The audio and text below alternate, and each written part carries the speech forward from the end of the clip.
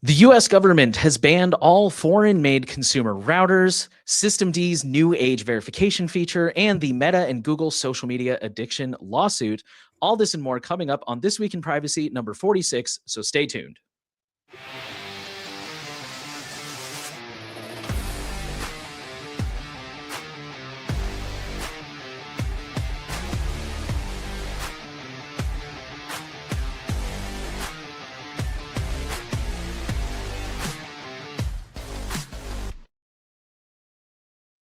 Welcome back to This Week in Privacy, our weekly series where we discuss the latest updates with what we're working on within the Privacy Guides community and this week's top stories in data privacy and cybersecurity. I'm Jonah, and with me this week is Nate. How are you doing, Nate? I'm doing very well. Busy week behind the scenes here, but very excited. Good stuff. How have you been? I'm doing fantastic. I'm excited to be back on the show. Um, Yeah. Now we'll start off with the biggest news that we've seen in privacy and security over the past week. Our first story today is reported by The Verge. The US government just banned consumer routers made outside the US. The US claims foreign made routers pose national security risks. So this gives some context. In December, the Federal Communications Commission banned all future drones made in foreign countries from being imported into the United States unless or until their maker gets an exception. Now the FCC has done the exact same for consumer networking gear, citing, quote, an unacceptable risk to the national security of the United States and to the safety and security of US persons. So as this article says, we did see this happening with DJI, who opted to just not sell new drones in the United States rather than try to comply with this. And now a similar thing is happening here. As The Verge points out, the vast majority, if not all, consumer routers are currently manufactured outside the United States, and the vast majority of future consumer routers are now banned. By adding all foreign made consumer routers to its covered list, the FCC is saying it will no longer authorize their radios, which de facto bans new devices from import into the country. So this is a interesting ban to say the least. It doesn't seem to be like a lot of other things that are banned because, as this article points out, domestic router manufacturing is pretty much not a thing. I have a couple questions about this, and I actually posted this on Mastodon. But my biggest question is kind of like how this relates to uh, how they're differentiating between consumer routers and other routers.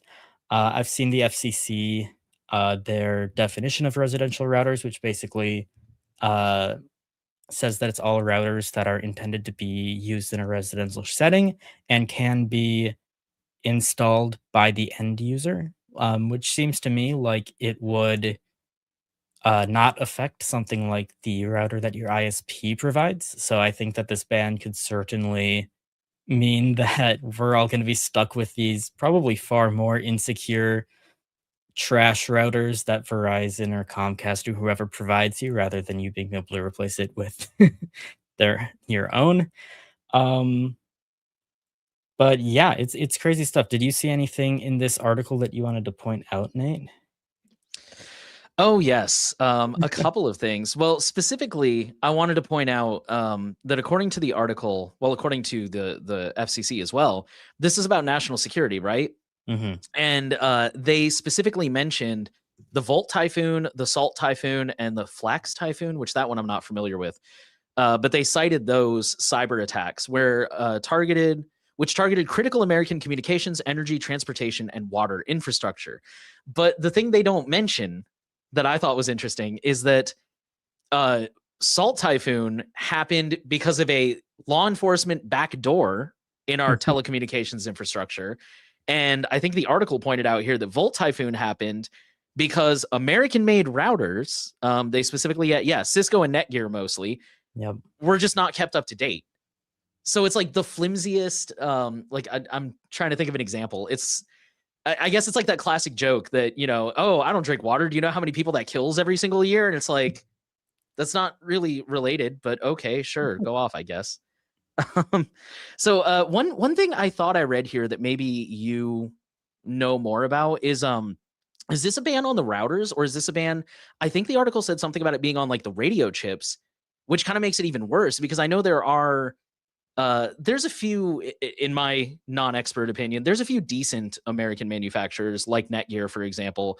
But if the chip itself is the part that's on the covered list, then how are they supposed to produce these without getting a chip? Did you read anything about that? Am I misremembering that? So, I mean, typically each individual product is going to need to be approved by the FCC. So they do, they would approve like the entire product. And the only thing that I've seen is that they're not going to approve uh, consumer residential router products. So this is not going to affect business routers. As far as I know, it wouldn't affect the chips if they're used in a non-consumer router. So, like one of my questions is there's certainly an interesting line in the router space once you get to the higher end between like residential routers from like Netgate or Linksys or whoever, and then like more prosumer routers like Ubiquity, and then you get into like enterprise routers, which, as far as I know, are not affected. I don't know where something like in that prosumer middle ground is going to fall.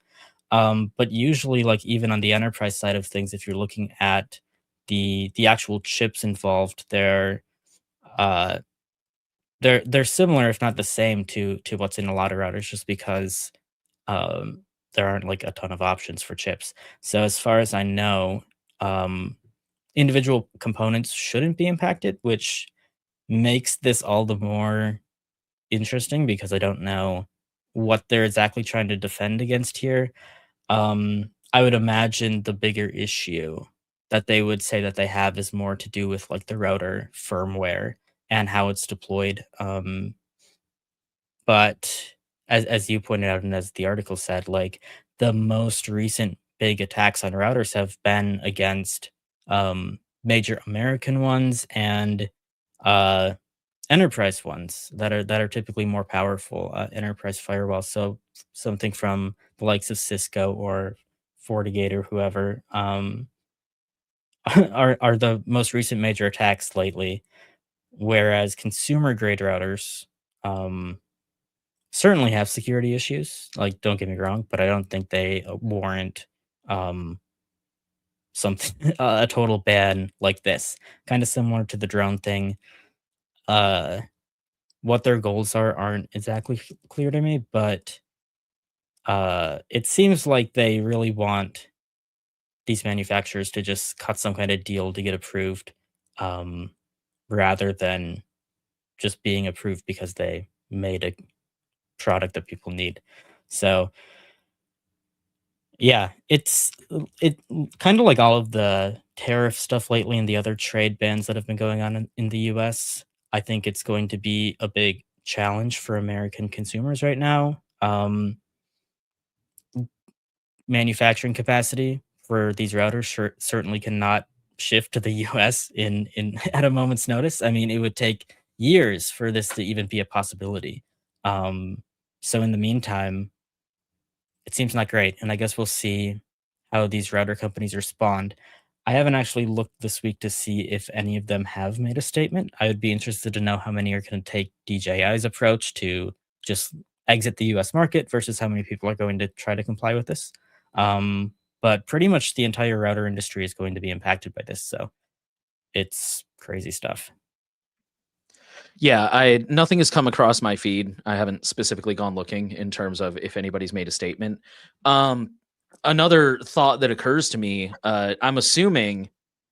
Okay, I have a really stupid question here. I mean, there are enterprise level Wi-Fi routers, right? Most of my work is done with like hardwire switch. I haven't done a whole lot of routers or like Wi-Fi. So Yeah, there are some, right? definitely. Okay. I mean, Okay. there's like Ubiquity, for example, you see that installed in small and medium businesses. A lot of the time, these enterprise things are split up into multiple components. So they'll have like an access point and a router, and those will be separate things, which is the case for most of Ubiquity's projects. It's also or products. It's also the case for like something like Aruba or Cisco. They both make access points. There's other uh there's other manufacturers like Microtech. I can't remember other big enterprise ones, but there's certainly a lot of them, which in theory should not be impacted, but I guess it depends on how widely the FCC decides to uh, define all of these products. And then okay, so the other stupid question here is there's kind of a big price gap, isn't there, between a consumer level router and an enterprise one? Like, how big of a price gap are we talking? Yeah, so that's where it really depends on the product. I think most of these enterprise routers are going to be, or like the entire system, it's always going to be more expensive because you have to buy the router and the access points separately. So there's that whole aspect. But of course, on the router side of things, you can set up like a old computer or something and use some open source software like OpenSense or pfSense. So you have that option, and then the access points um, generally cheaper. You probably only need one to cover a house realistically. So it's possible, especially with some products like either from Ubiquiti or MikroTik. I know that they make access points that are probably readily accessible. Some of the more enterprise stuff, like from Aruba or maybe Cisco or other companies, they're going to require like a whole subscription service for management and all of this stuff. So once you get into the real enterprise side of things, like that would be extremely hard to do from your house, but it really depends on the manufacturer. But there are some lower end ones where you could see that being possible, but I don't know if the FCC is going to extend that to pretty much anything that normal residential consumers will buy, or whether it'll just be like things that are marketed towards consumers. Uh, One of the questions that I had on Mastodon was whether we're going to see an uptick in like small business or home business routers that say like not for residential use on them, because I know we've seen in other areas that the government regulates, like all sorts of crazy drugs and peptides, for example, I was just online thinking that.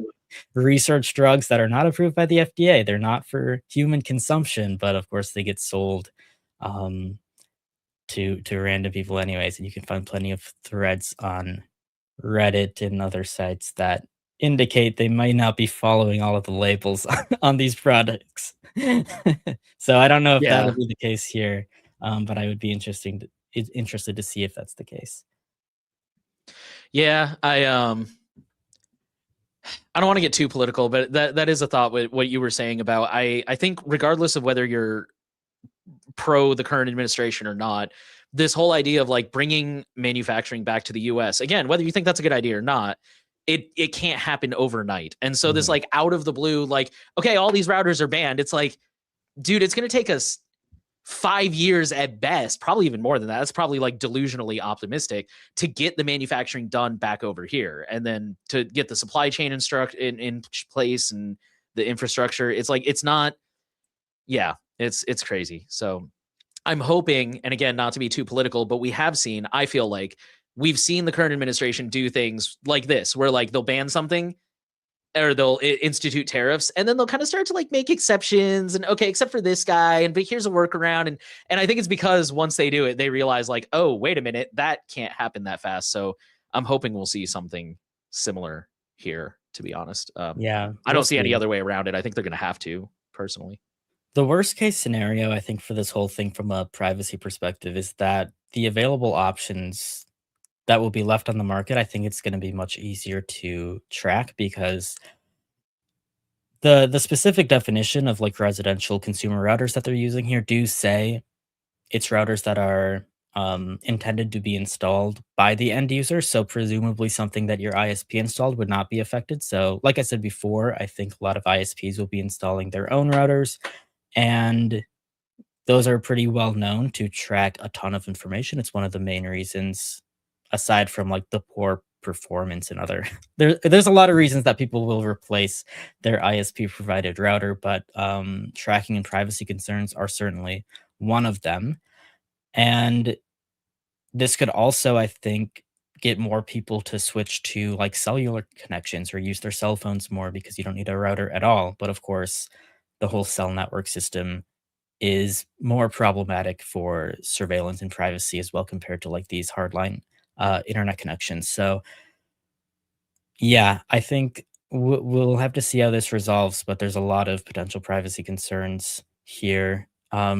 Jordan asked in the chat whether there's any US manufactured routers. Not as far as I know is the answer to that. I think that Not there's even like certainly Netgear and some Cisco? routers. Yeah, they're like US designed. So there are American companies that are making routers, but the manufacturing in the US, it's non-existent.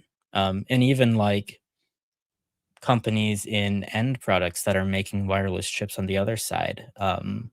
Like we've seen Apple get into this with their latest products where they're now um, creating their own modems, but all of that is obviously not manufactured in the US. It's just designed here. And I think that a part of the concern that they would have is whether like back doors could be inserted into these chips during the manufacturing process that the designers wouldn't know about. So I don't know how this is going to impact American companies.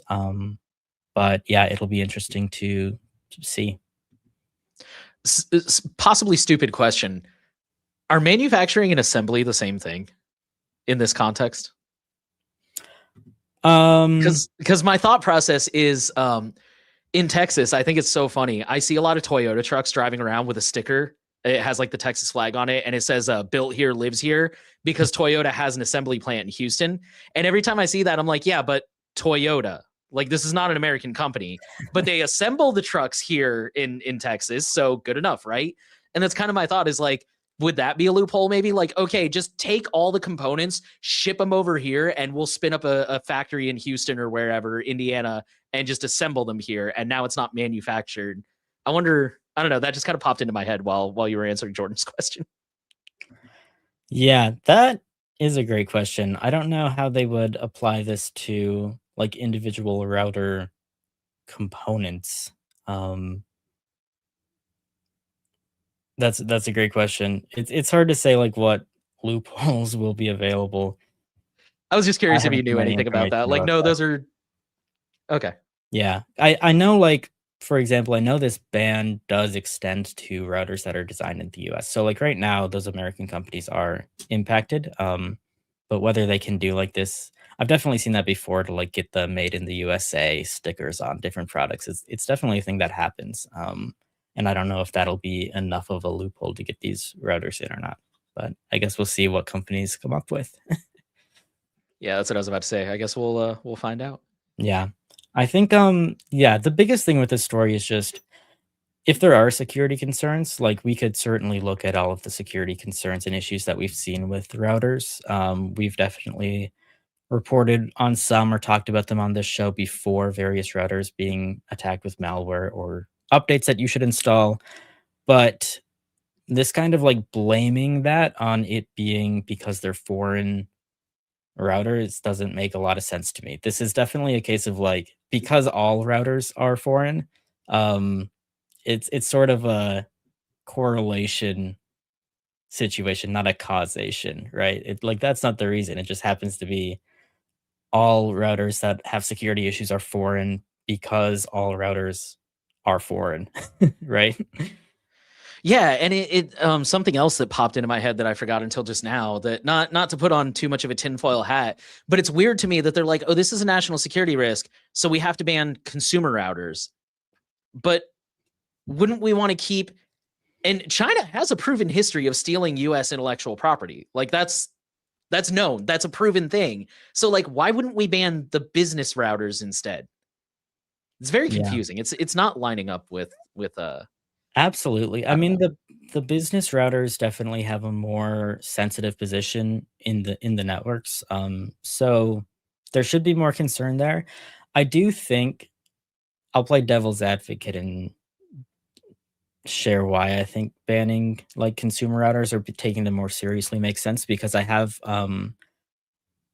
been to talks, and other things where people talk about not routers, but like those fake Android TV boxes that have a bunch of pirated content that you can get on Amazon or whatever, and sort of products like that or browser extensions that you can install that give you a free VPN or something. And all of these things are typically used to create basically a botnet of all of these residential routers or like proxy services where you can get a residential IP. And I think just the sheer scale of like how many internet connections are residential ones versus like a business one is typically going to have one fairly large business connection, but there are less of those. I think that from a botnet perspective, you could be concerned about consumer routers being used um, to attack, like just in a DDoS scenario, more than like a data exfiltration scenario that you might want to protect against on the business side of things. But again, like I said, I don't think that just because they're foreign means that that is going to happen. So the ban doesn't make a lot of sense to me from that perspective. But um, it is certainly a concern that you could have. That makes sense. I think last note on this story, Jordan said the US doesn't really have semiconductor fabrication capabilities. Well, we have a Samsung factory that last time I checked was supposed to start pumping out chips in 2023. I haven't checked recently, but as of late last year, they still are not making chips. I know Tesla just announced their factory, and I think there's another one that I heard about that's supposed to be built in New York, I think, but I heard about the initial funding a few years ago, and that's all I've heard. So I yeah, know we definitely don't TSMC, have. What's like that? TSMC has been building one in Arizona for a while as well, Okay. but none of these have launched as far as I know. It's not super Yeah. easy to do. Nate, I think you're muted. Or you're Sorry about that. Okay.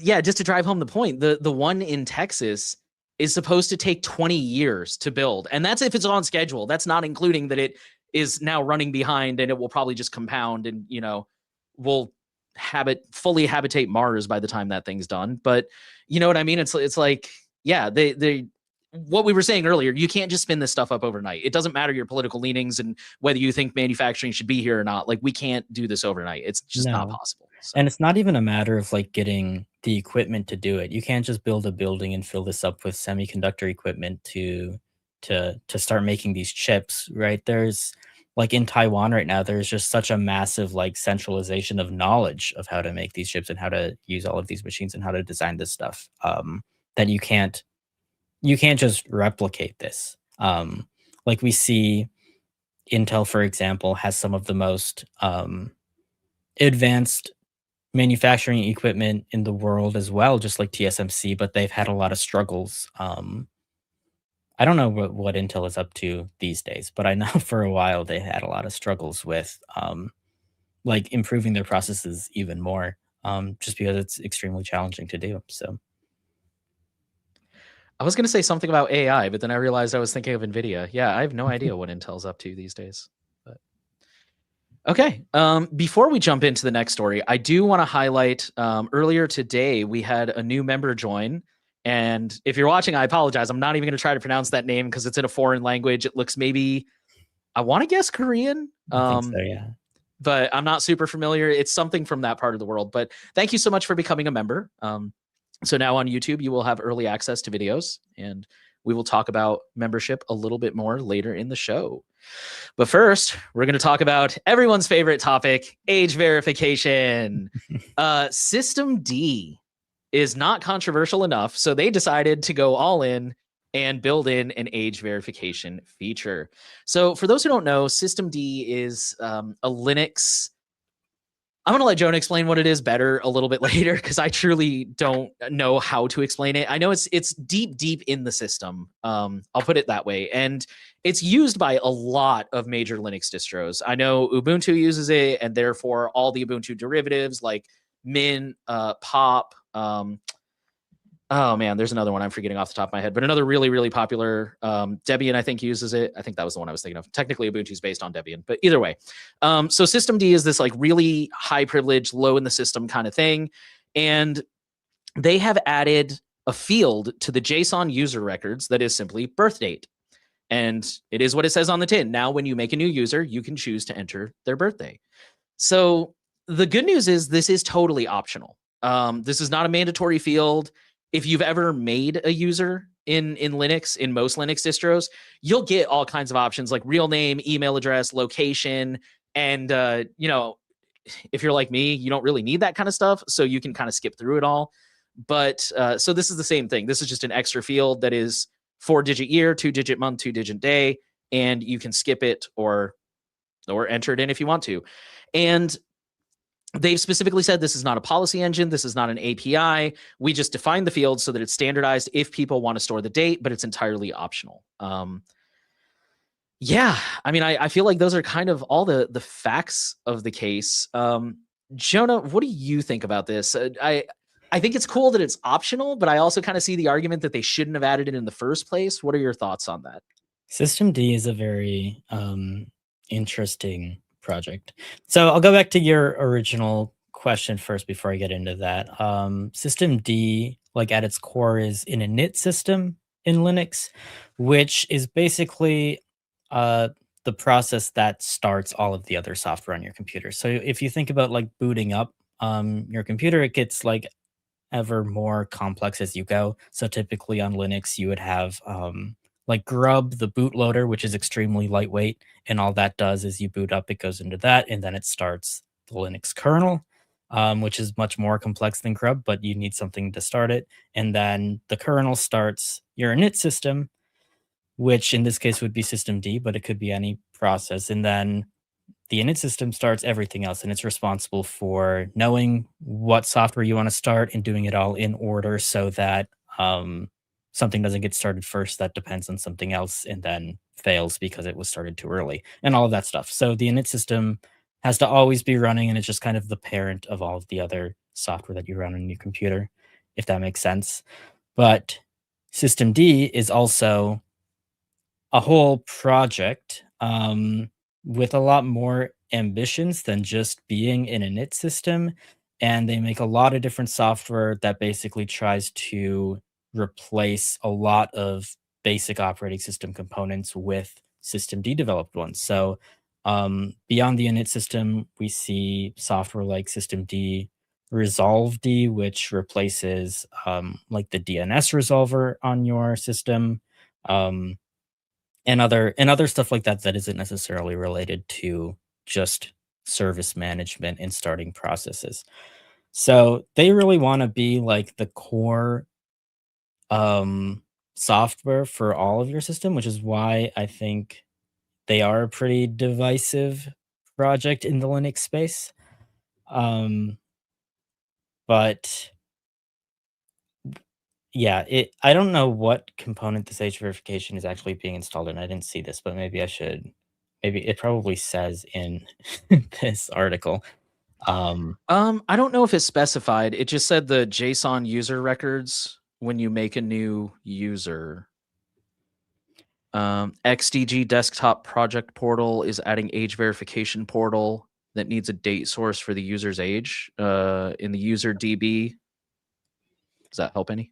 this is it's an interesting change to make. You can definitely see like their reasoning behind it because I think if age verification is going to come to Linux, for example, it would be quite annoying if there were 1 million different implementations of it that the rest of the system has to integrate with. But I'm not sure if this makes a ton of sense for it to be here instead of in your desktop environment. And also, I don't necessarily think that age verification is kind of a lost cause. And I think it's unfortunate to see it being adopted so readily in Linux because, um, I think in certain projects, I wish that the open source community would take a bit more of a stand. Um, but everything has just become very corporate, especially in the Linux space. And there's a lot of compliance in advance.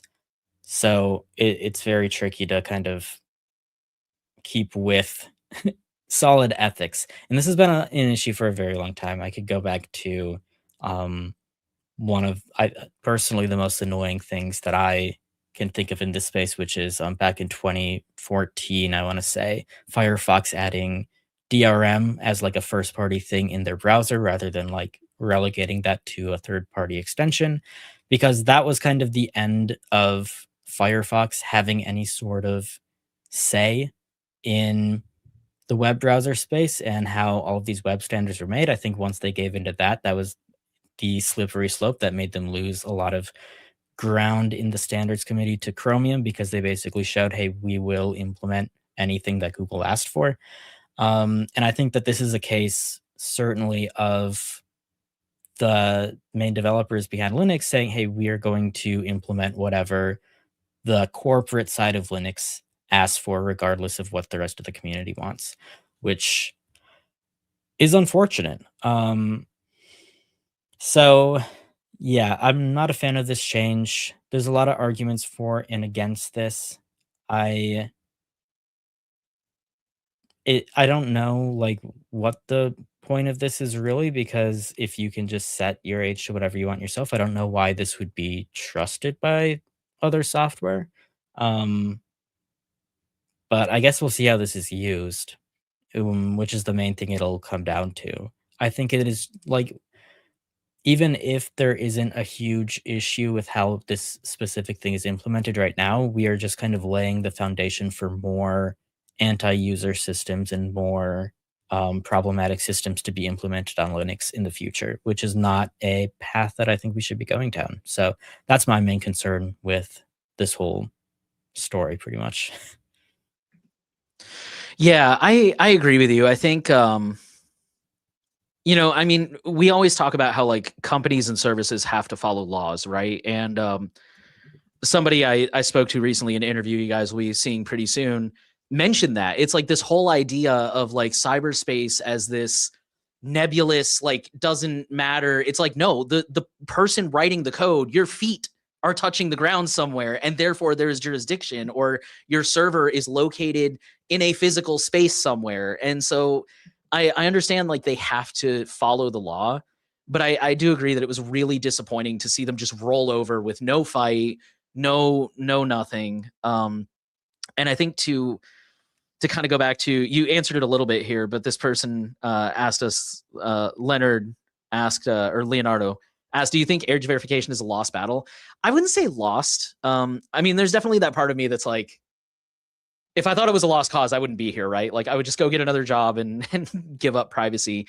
But I think it's partially lost in the sense that I think this is coming, whether we like it or not. This is just my personal opinion. I think it's coming whether we like it or not, because I think there's just too many people that don't understand the downsides of it. And I think it's really important in light of that for us to have a seat at the table and have this conversation, which System D clearly did not, where we say, let's at least try to control it in a way where it's less damaging. So I think in that sense, I almost like this because you can put any age in there, right? They're not going to verify it. They're not going to ask you to upload an ID. And, then there's the question.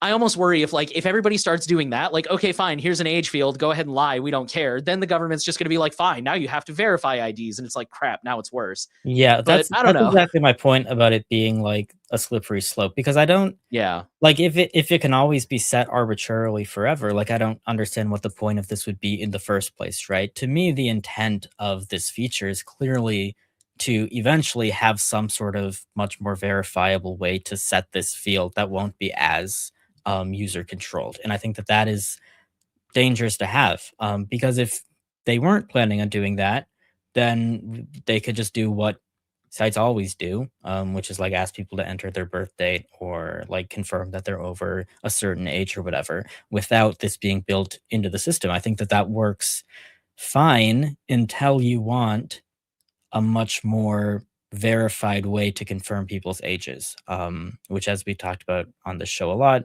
is very problematic from a privacy and censorship standpoint. And that's really the only reason to build this feature. That's my main concern here. I've seen a lot of mixed reactions to this, like in our community and elsewhere on the internet, where people were kind of saying like what you were um, saying at the beginning of your thought, which is like, hey, this isn't really doing anything right now. You can set it to whatever you want. And I would just be it doesn't make sense to me that that will always be the case. I think that the fact that they're doing that is concerning. And this is kind of similar to me to the current discussions that are going on in the Android world right now with developer verification. I think we are seeing a lot of app developers and a lot of custom Android operating systems and other third-party open source app stores beginning to comply in advance with that sort of thing or make statements saying like, "Hey, we are going to participate in the developer verification system." And I think that that is unfortunate because you could look at the Keep Android Open campaign for a lot of explanations on why, like, you shouldn't be doing that. You should be taking a hard line stance and saying, "Hey, we're not going to comply with this system," even if that means, you know, some restrictions on where apps can be installed. That is the best move to make our voices heard, and to potentially make a difference. So it's just a similar thing here. Exactly like you said, I think that we got to take a stand and we can't like lose our voice when it comes to this. And System D is kind of giving that up, um, which is a real shame. Yeah, and I think just to kind of add to what you said, I think ironically, I think if we took more of that attitude of like, let's have a seat at the table and try to steer this, I think ironically it would become a self-fulfilling prophecy in a good way, a good kind of irony, where like because we're participating, we might have more attention to be able to draw attention to these issues and point out like this is why age verification doesn't work. These are all the problems with age verification, the knock-on effects that are going to make things worse. And we might end up actually being able to do something about it. But yeah, I think definitely just I know we've called this out in the past with other stories, but just this attitude of like of, you know, oh, well, this doesn't affect me, so I don't care because I know how to get around it. Congratulations, it's coming for Linux. It's coming for the things that we use. We can't have that attitude forever because eventually we're going to run out of places that are not touched by this. Or at very least, they're only going to apply to like a handful of people that are really tech savvy and know how to write their own code. And now we have privacy for 1% of people instead of, you know, right now where it's what, 10%. I don't know. I'm just making up numbers. But my point being is like, I think standing up and trying to do something gives us more power and it builds momentum to the point where maybe I will be wrong, which for the record, these are the kind of things I'm happy to be wrong about, where it's like, hey, we were able to roll back age verification because we took such an active role that we were able to spread awareness and attention. So yeah. Yeah. And real quick, just to roll here, pointed out, like, yeah, it's not age verification, it's identity verification. I'm trying to get more in the habit of saying that, but I don't always. So thank you for pointing that out because you are right. It's not just kids, because how's it going to know if you're a kid without verifying everyone? So yeah, thank you for noting that. Yeah. It's an interesting story. I don't know if I have too much to add.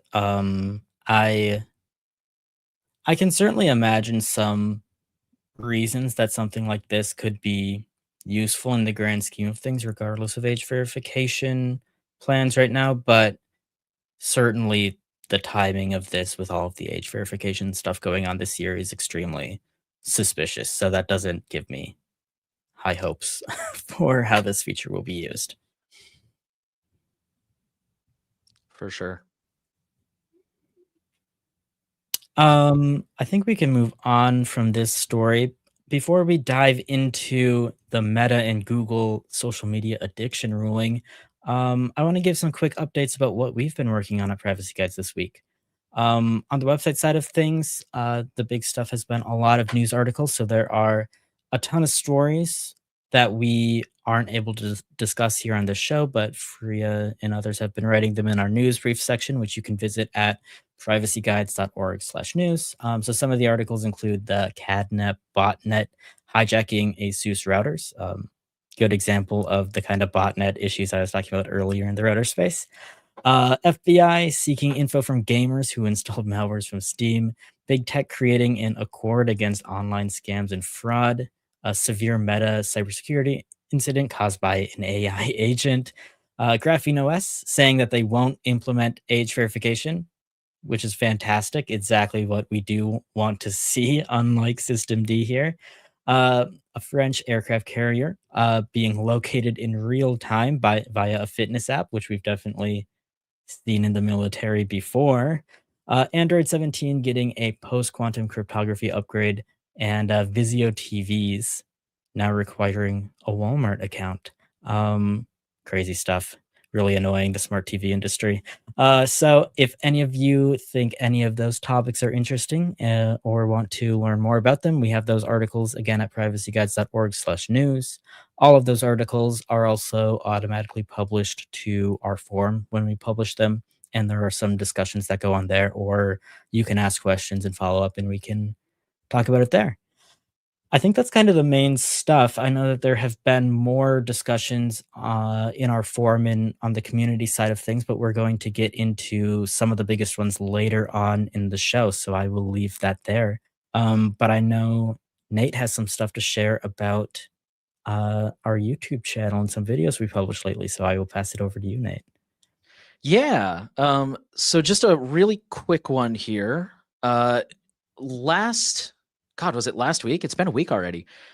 Jonah and I were invited to Austin, Texas, EFF Austin, which I'm a board member of.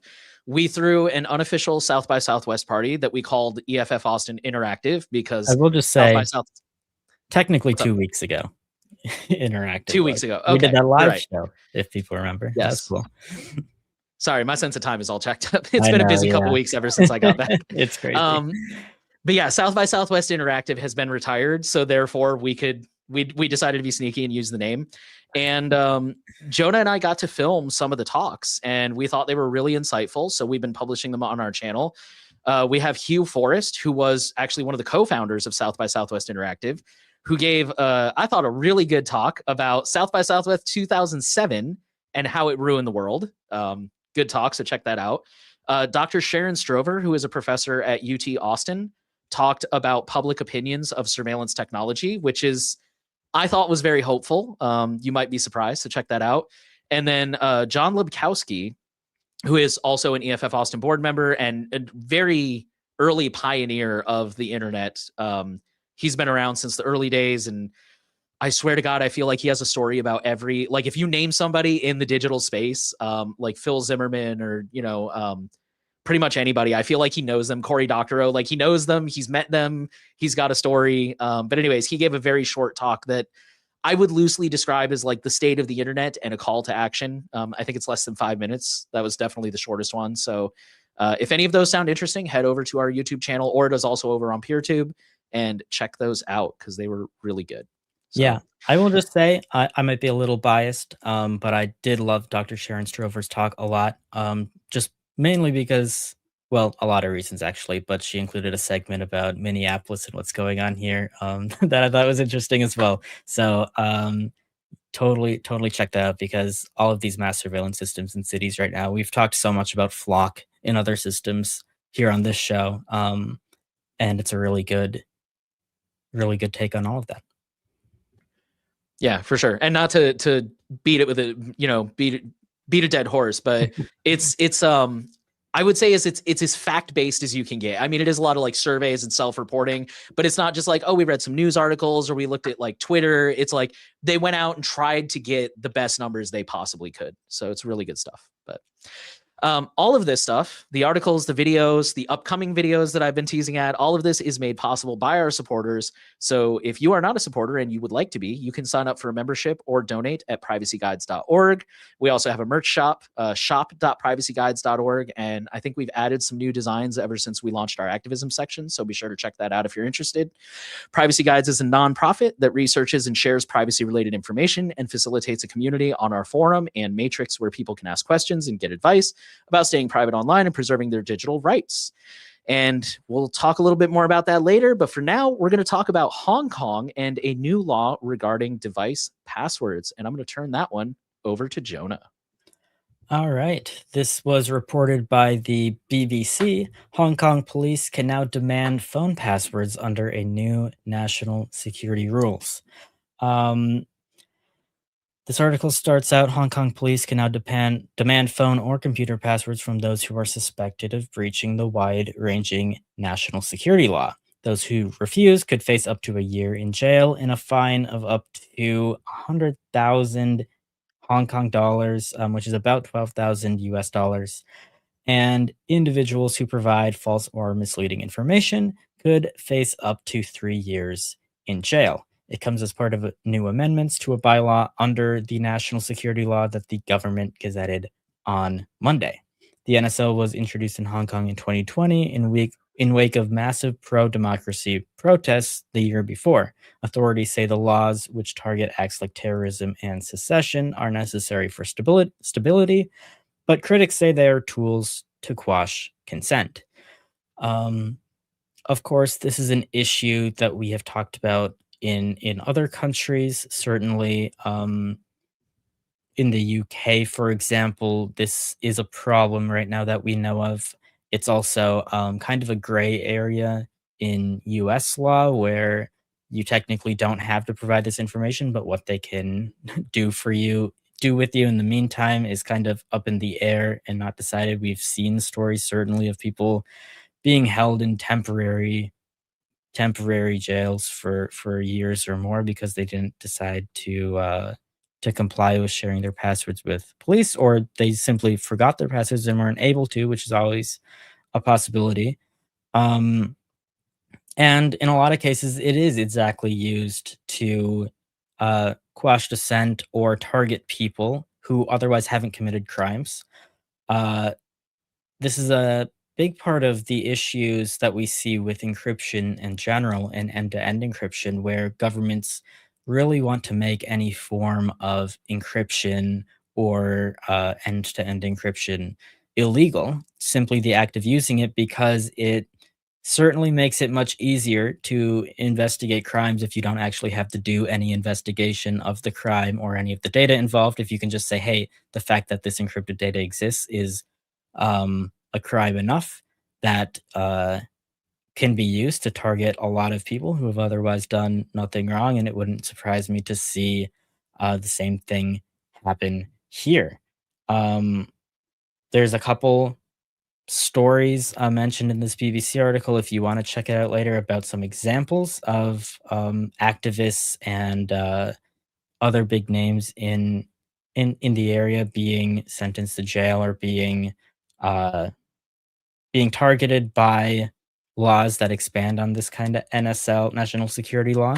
Um, so it's definitely being used to target protesters, activists, former opposition lawmakers, even in Hong Kong. So unfortunate stuff for sure to happen here. I think that would be kind of my main point. It's something that we could certainly see expand to other countries, and it's something that if other countries aren't doing this, there are at least plans to do something like this, which is bad news for everyone around the world. Um, yeah, Nate, do you have any other thoughts on this story? I don't think so. I think you kind of covered it. Jordan said they've already been doing this for years in Australia. That's wild because yeah, it's very here in the US, oh my gosh, I've taken in so much information the last few days. I'm forgetting. Uh, Basically, the way the courts are supposed to work is they're supposed to take existing laws, like when it comes to new technology, they're supposed to take existing laws and interpretation and figure out how to apply them to the new laws in a way, supposed to, for the record, in a way that protects Americans and preserves their existing rights. So, for example, with privacy, right? You know, here in the US, we have the Fourth Amendment, which says that cops need a warrant to come in and search your home. And so, in theory, the way the court is supposed to interpret that when it comes to the electronic world is the same way. You know, they're supposed to figure out, electronically speaking, what counts as your home. And therefore, the police would need a warrant to come in and search that. So, yeah, that's not to say like this couldn't happen here in the US, because in the US, we have repeatedly refused to make a final decision on whether or not you need a warrant to search your phone. But it's just really, yeah, it's really unfortunate because I'm with you. This is something I think we could see here in America, in the UK, if it's not already. I mean, anywhere really. And it's just, it's such a, mm, things get really bad once we go downhill like that. And, you know, they also, I think they said, what is it? Like you could face Yeah, here it is. They could face a fine or jail for providing false or misleading information. So, like, my first thought is if you have a graphene phone and they're like, oh, what's your passcode? And you give them the duress pin that wipes the phone, congratulations, you're still going to jail because that wasn't the pin and you knew it. You knew that wasn't what they meant. So, yeah, Absolutely. it's bad. I have got a ton of thoughts about courts interpreting the laws, but I think we can talk about that in the next story here. So, well, maybe we should get into that one. Okay. Yeah. So on that note, let's talk about the courts and Meta and Google and man. So this isn't directly privacy related, but it has a lot of knock-on effects. And this headline, this comes from NPR. I was going to quote Reuters, but they do this annoying thing where it doesn't do a link preview in Ghost. But NPR also covered this story very well. This is a very thorough article. And the headline says jury finds Meta and Google negligent in social media harms trial. So the short story, the short version is there's a woman, I believe some other articles said that she's in her 20s, and she was suing Meta and Google. And she also sued Snap and TikTok, but they settled before it went to trial. So Meta and Google went all the way to trial. And this woman basically says, like, she's been addicted to social media since she was a child because these companies purposely make social media addictive and therefore they should be held accountable. And the jury agreed. And they awarded this woman $6 million in damages, mostly coming from Meta. And the article rightly points out, for all of you who are thinking like, oh, $6 million, who cares? You're 100% right. Mark Zuckerberg probably, his breakfast probably cost $6 million. He doesn't care. But what matters is that this is now on record. And this is now set a precedent. And that, oh man, this just has so many knock-on effects. And I think that's why we want to talk about this, is not even so much for what the story itself is actually about, although for the record, I think that is a very important thing that I'll elaborate on in a second. But the fact that it holds these companies accountable and opens the door for so many more legal actions in the future on behalf of like everyone, I feel like, because who hasn't had a Facebook account or a YouTube account at some point? Many of you are watching on YouTube. So, and thank you for watching, by the way. But yeah, I do want to point out real quick, again, personal opinion here. I've been saying for a long time about a variety of privacy topics that I think it's extremely, we'll take misinformation, for example. I know a lot of people who are like, oh, I don't fall for fake news.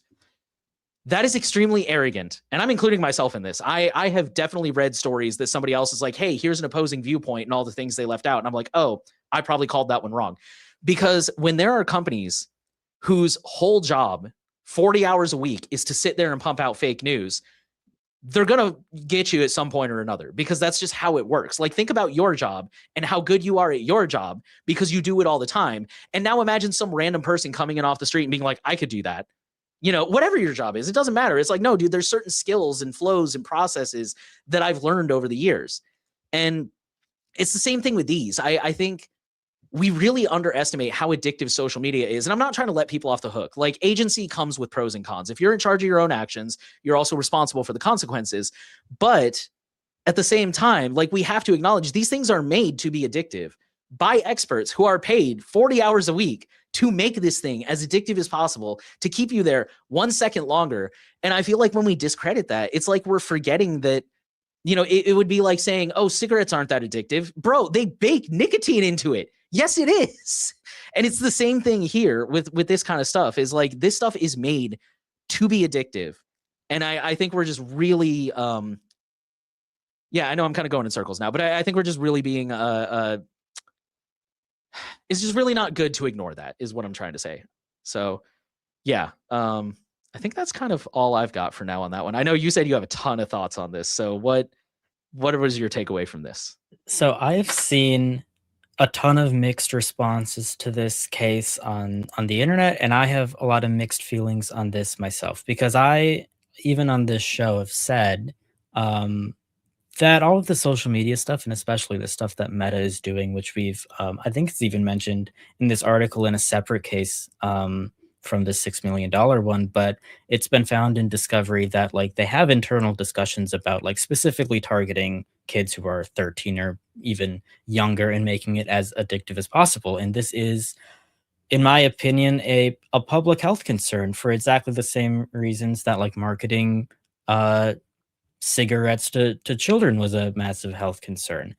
Um but on the other hand, I think that this really closely relates to Section 230 issues that we've seen here. And these social media companies originally tried to use Section 230 as a way to say, hey, we shouldn't be responsible for any of this. And they tried to get the case dismissed. Thankfully, in this specific case, they chose not to address any Section 230 issues at all. So this can't be used as a way to um, like get around section 230 in a court case. That still applies. In this case, did specifically focus on the design of these apps and kind of the algorithm that they're using and not on the content of these apps themselves. But I have a lot of fears here that this case will be used as a gateway to attack some of this section 230 stuff. Um, because I think it is not a stretch for a lot of these concerned parent groups or these conservative religious groups to say, hey, you know, uh, the algorithm on this app turned my child trans or gay or what have you, and they just blame the algorithm instead of the content, and it's a new approach to attack these companies. And depending on how those go, it could be a similar case to either attack these companies without uh, Section 230 being involved, or this could be used as an excuse to implement such something like COSA or the repeal of Section 230 in the future. And this is just kind of a way in, even though the issue at play here really has nothing to do with the content. I think that the parallels here to the tobacco industry and how they were marketing to children, for example, are very apt here and they make a lot of sense. And that is a case where like regulation was needed. And I think in a similar way, like the way that these apps are designed and the way that the algorithms work, which is to kind of find all of the most inflammatory and addictive content they can find, and really highlight that, which is not the fault of the content itself, but it's the fault of the algorithm that these apps designed. I think that that is a big problem. And just like, um, the tobacco industry, which I mean, their products weren't banned. They're still around. You can buy them anywhere. But they really got hit with huge restrictions on marketing and how they can sell their product. And I think that that is probably something that should happen here.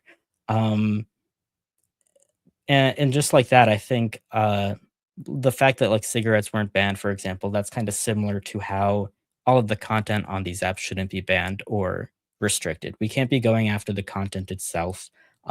We have to be going after the format with which these companies are presenting that to make money, because we know that some social media is not inherently addictive. We can see, like, non-algorithmic social media like Mastodon, for example, which doesn't have these problems, even though you can post the exact same content there that you can post anywhere else. And we know that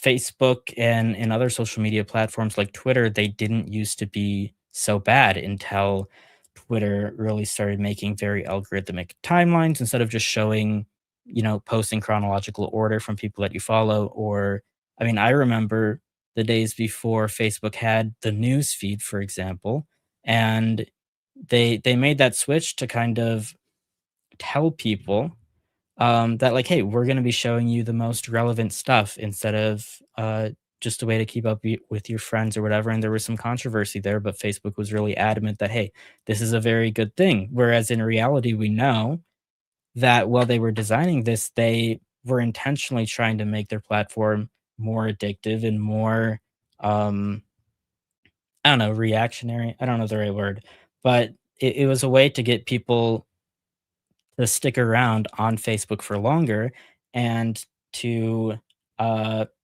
more effectively sell ads, right? And I think that those motivations that these social media companies have is really at odds with how they sold these things to consumers. And that is a legitimate problem in deceptive marketing.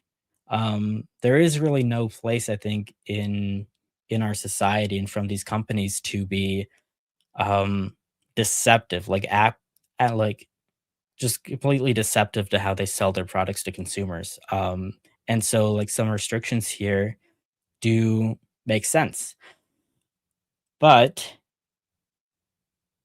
I think that I think that the big problem is that courts and lawmakers do not really understand technology or the internet, and lawmakers are consistently very unwilling to make a decision about this themselves, and it's only gotten worse lately. And now that the doors are open here to this issue, I think that the doors are open to wider issues that may impact content or Section 230 in other courts, because all of these courts around the US are going to have slightly different interpretations. This isn't something that the Supreme Court decided on. And I think that that's really unfortunate. My main thought is that we should be focused on some of these very specific problems with how social media apps market themselves and how they design very addictive platforms, because it is a problem. But we need lawmakers to say, hey, we are only focusing on this specific thing, right? We're leaving all of the content and all of the Section 230 and all the free speech stuff alone. We don't want courts to think about it. We want to have this law that just focuses on this one specific issue so that it doesn't expand into a ton of different issues, which is exactly the reason Section 230 was created in the first place. We already have these protections under the First Amendment, but lawmakers had to step in because courts were interpreting how the First Amendment applied to technology companies slightly differently or very differently, depending on like what court you were in. And lawmakers had to say, hey, this is how the First Amendment works for all of these tech companies. And now tech companies can use Section 230 to easily get these cases dismissed. And I think that we need um, another federal law like this that says, like, hey, this specific design is bad, but it doesn't mean that we have to regulate or ban free speech on these platforms, because that is an unnecessary problem. But it seems to be the direction that some future cases could go in based on this. So I think it's kind of unfortunate just because I can see what direction this is going in, and I don't think we live in a ideal world. And I think this is more of a failure of lawmakers than the courts, to be honest. And I just wish we were more effective about making these laws that are more substantial and specific than we currently are. We're just leaving everything up to the courts, it seems like these days, and that is not an effective way to govern a country, not at all. Um, I don't necessarily disagree with you. I definitely see how this could be a slippery slope. But did you by any chance happen to see the last section of this NPR article that says the LA case focused on design of social media platforms to overcome liability shield? Was there a specific point in that? Yeah, so Or they specifically mentioned how the prosecution, I believe it was, stayed away from Section 230. They said that where was it? Yes, by taking this approach, the lawyers pursued a case alleging defective design that was able to get around the high bar set by Section 230. It's not what the users post, but the very architecture of the platform itself. So, I mean, again, I don't disagree with you because I know there's a saying in the legal world that you can indict a ham sandwich. So I mean, which I know an indictment is not the same as what we're talking about here, but the point being is like a good for better or worse, our legal system in the US is basically who makes the better argument. And so it definitely could happen, but I think it's just maybe a little bit reassuring that they purposely stayed away from talking about Section 230 or even any of the content itself. And instead, they focused on things like infinite scroll, constant notifications, auto playing videos, and beauty filters. And they mentioned how when she was young, the plaintiff, when she what was it? She so craved the validation of social media that she would run off to the bathroom at school to check the number of likes her post had received. And where did it go? there was another section where basically they talked about the beauty filters. Oh, here we go. She developed depression and body dysmorphia as she continuously compared herself to others and used beauty filters to enhance her appearance.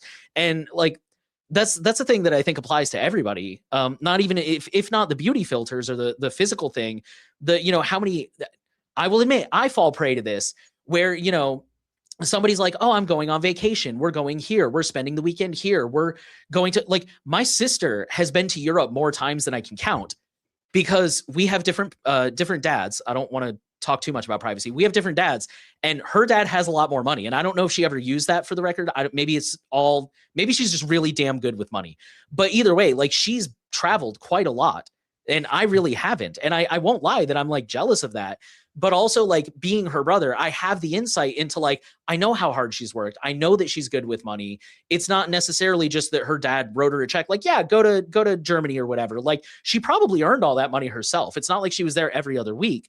But when you don't know that person, when you're looking on social media and you're like, God, they're in Europe all the time. Yeah, maybe they're posting a picture from 6 months ago and they've been back in the States this whole time. And you don't know that because you don't know them, or you don't know how many overtime shifts they worked or overnight shifts. Like you don't know how many times their friends were like, hey, let's go get drinks. They're like, oh no, thanks. I'll catch the next one because I'm trying to save money. Like, and it's what's the statement about like you're seeing somebody's highlight reel.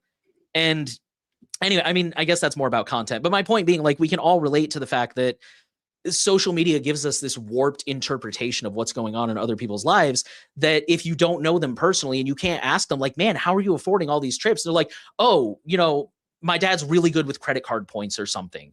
I forget who it was, but one of the podcasts I listened to said the same thing. I think they're even a personal finance podcast. They're like, yeah, we don't make that much money, but my wife is really good with the travel points or else we would never travel this much. So it's, yeah, anyways, getting back to the topic. Sorry, I kind of got distracted there.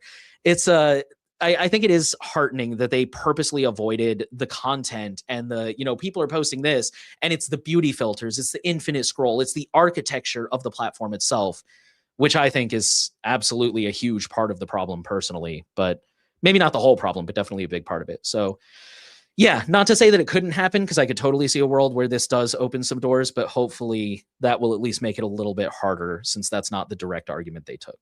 Yeah, I totally agree. I think that them sidestepping the whole content issue entirely was the correct approach, and I think that that is the main issue with these social media platforms. Um, the challenge that I see here is that I think the line between like the content on this platform and the algorithm serving that content is um it's a fine line. It's not very clearly defined. And I think what we could see is future court cases. Exactly like I said, not necessarily focused on the content, but focused on the content that these algorithms are promoting. For like these conservative or religious groups to say like, hey, it's the algorithm that turned my child gay because it surfaced all of this content um related to Gotcha. that or whatever. And I think that we could see um a response to that from social media companies that would be very similar to the response that we would probably see if Section 230 was repealed. I think that they could interpret that, like if that's the case in the future, and there are already some cases where this exact argument is being made. I think in other countries, I'm not aware of cases in the US right now, but we've seen this before and we know it could happen. Um, where if Facebook gets sued for that issue and they lose that case, I can see them potentially censoring or moderating much more heavily, like LGBTQ information or education, or not even that. It could be any topics that certain groups find undesirable or they'd rather ignore. And I think that that could lead to a free speech issue on these platforms if the algorithm can be targeted like that, um, even if Section 230 remains, just for liability reasons.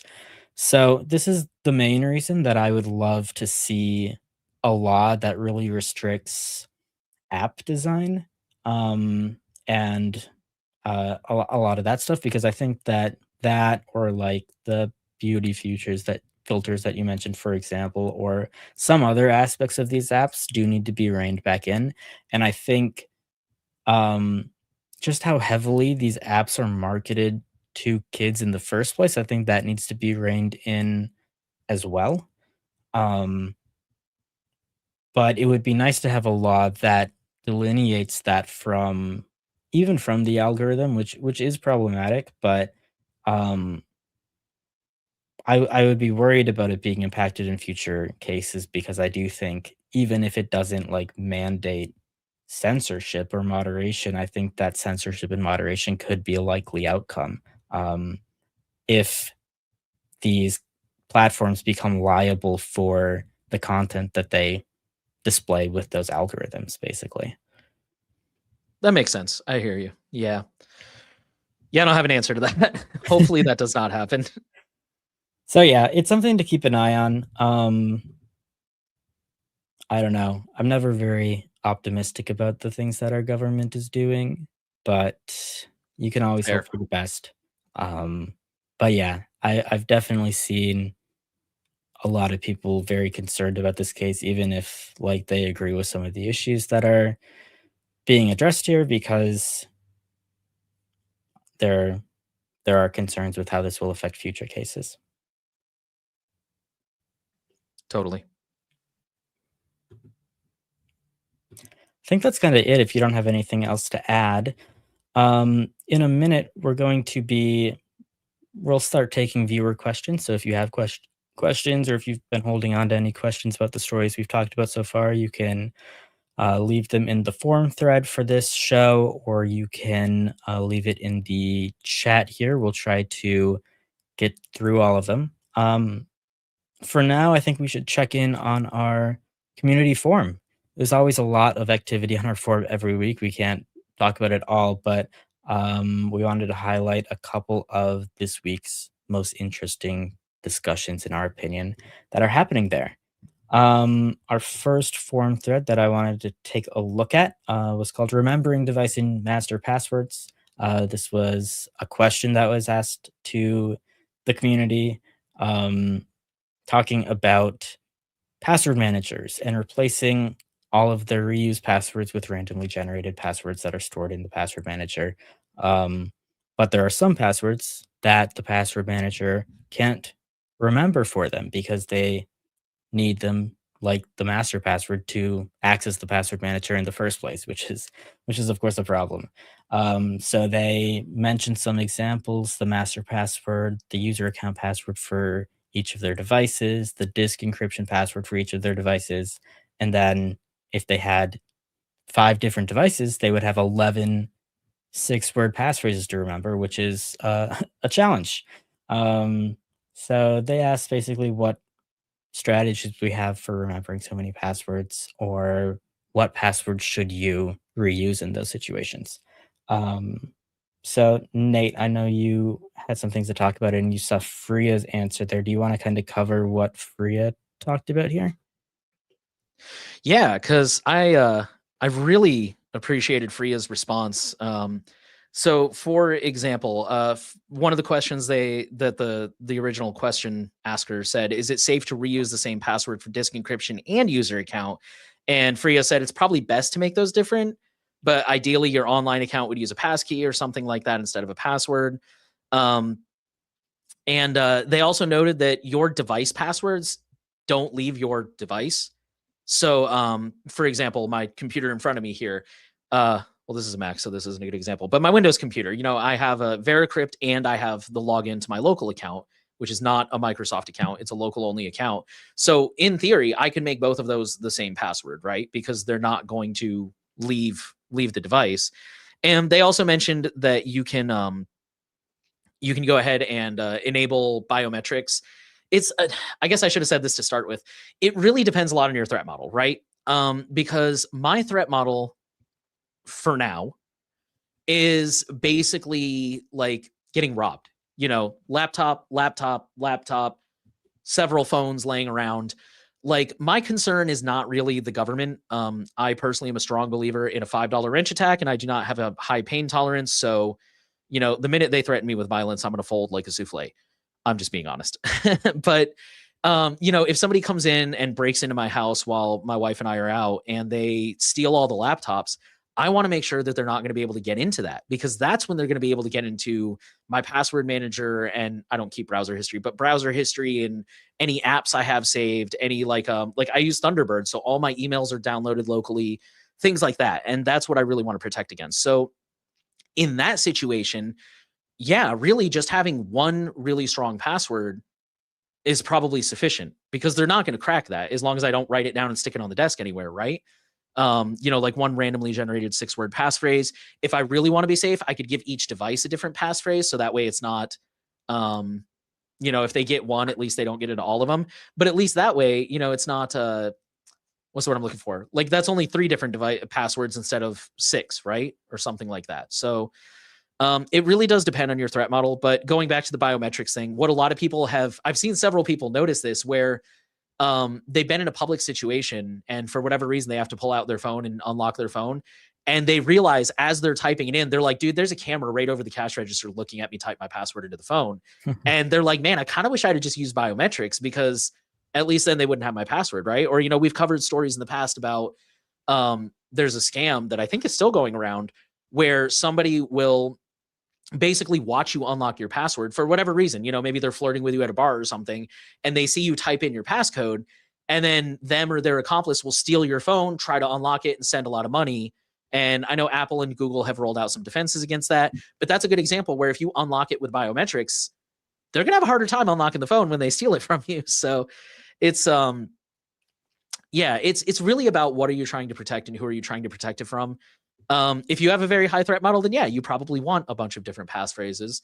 I think it's also worth noting that I know this is really unpopular, but it is okay to write down passwords in some situations. Like, for example, do not call it password. Do not stick it on a sticky note on your screen. But if you have like a little notebook that you carry with you everywhere or something like that.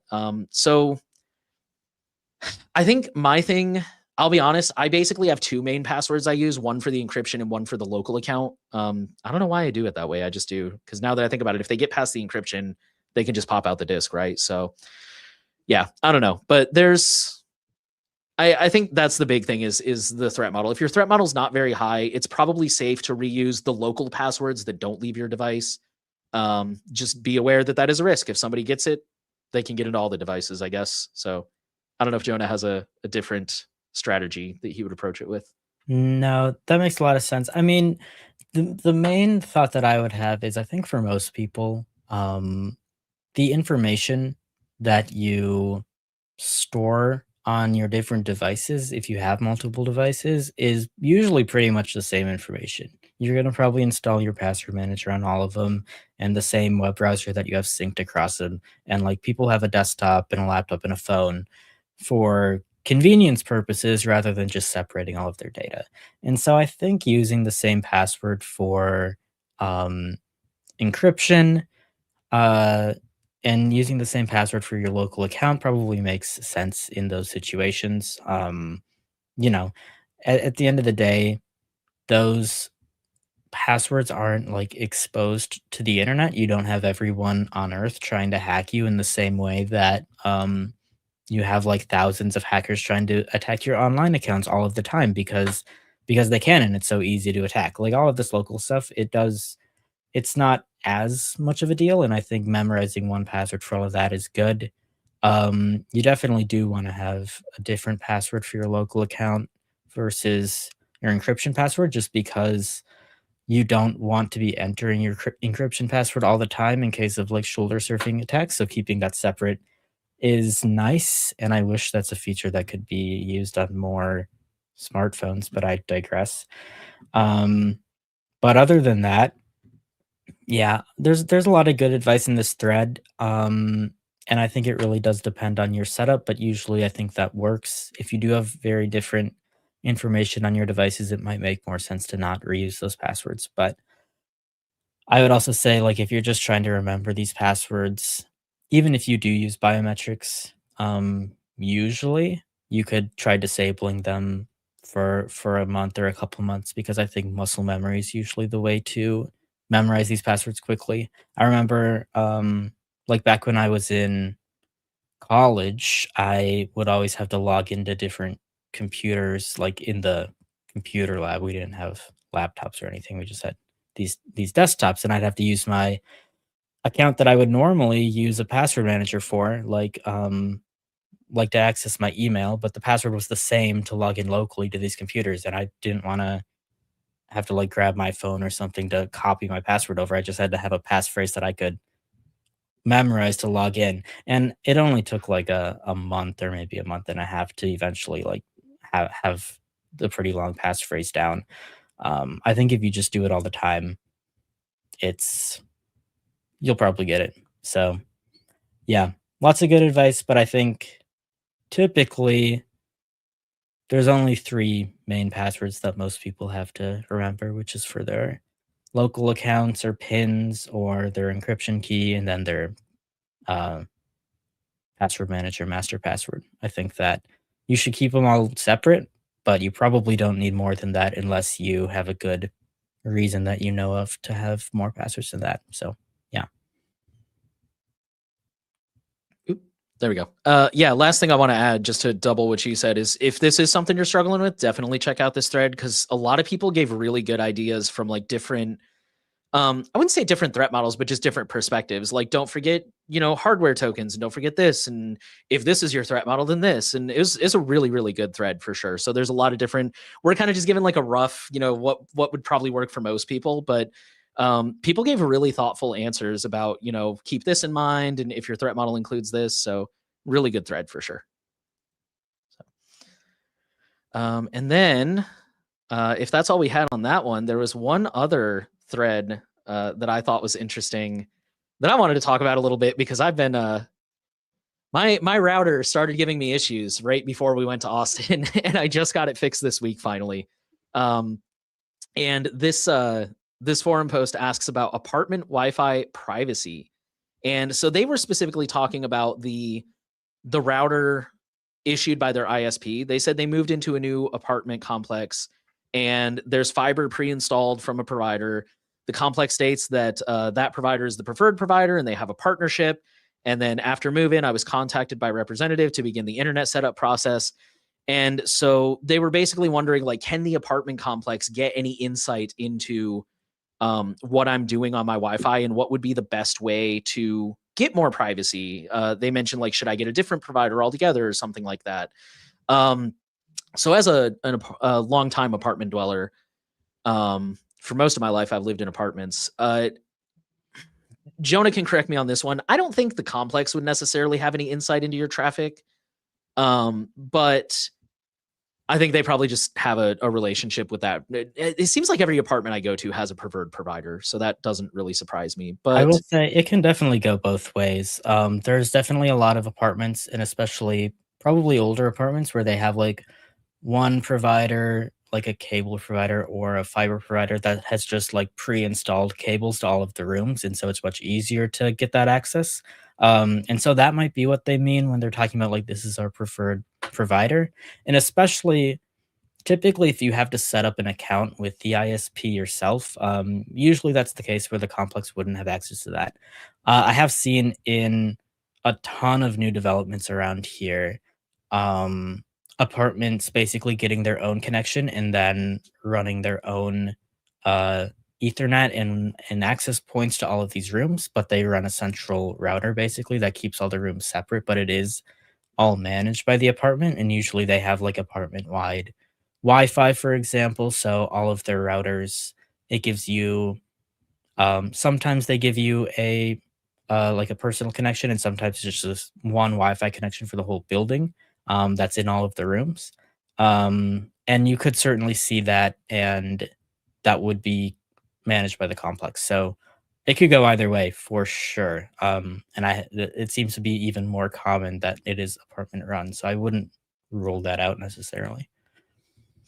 that was how our last apartment was. They had I don't know if it was managed by the apartment, but they were like, hey, this is included with the rent. And they did have the apartment, the complex wide Wi-Fi, like you mentioned. And there was one Ethernet port that was in the study for some reason. And Mhm. that was the only one that were, no, it was in the living room. and we had to run a cable into the study because my wife has a desktop that doesn't have Wi-Fi. I remember that now. Yeah, so that was probably Um, the case. I think in my last apartment, it was a similar situation where, if I wanted my own, like, network, I would have to plug in, like, my own router to their one Ethernet port that was provided on the access point, but I couldn't remove their access point from the room and make a direct connection, and it was basically like a double NAT setup where it was on their network, and then I had my own network just for security, but it was not a direct connection to the ISP. which leads into what I was going to say. This is what I've been doing for years, and this is what I would recommend. For those of you who are really passionate about your privacy, which is probably most of you watching this, I would strongly recommend getting your own router.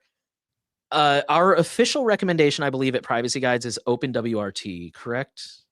I think so. We do recommend that as one. You could Okay. use OpenSense or pfSense as well if you want something more robust, Okay. but usually that has to run on a computer, whereas OpenWRT can install on, like, consumer router platforms.